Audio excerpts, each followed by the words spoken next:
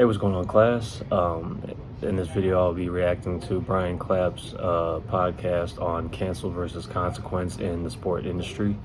To kickstart this discussion, Brian uses a incident that happened during the COVID season, and right before the playoffs of the bubble happened.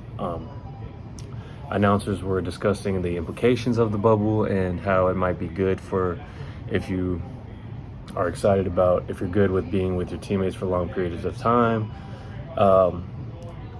and so on and so forth. It can help you focus on your game, and it can really be good, beneficial for all the players. And the other announcer said something along the lines of not having a woman to distract the players during this time period, which created a shockwave of negative reactions of this comment, and the person that made these comments ended up stepping down from his position with the network. I believe it was with NBC Sports, I believe. But when he doing that, a lot of people stood by his side saying this is just cancel culture. So this is what Brian talked about. And the takeaways that I have from this podcast, from this particular one, is that one, first and foremost, words matter. What you say matters, no matter who's around to really hear it. If you say certain things, sexist, racial, or things that have to do with inequality or injustice, they matter regardless of who you're saying it to, who you're saying it about, and whether or not they can hear you, or if you meant offense to it or not, or with it or not. That part doesn't really matter.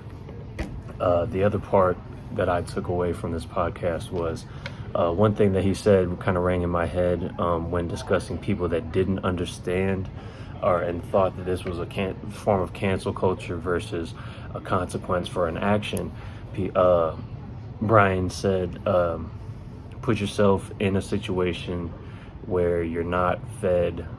Put yourself in a person's shoes that deals with inequality, has been dealt inequalities and injustice in their life, and you may hear certain things differently, including this particular sentence.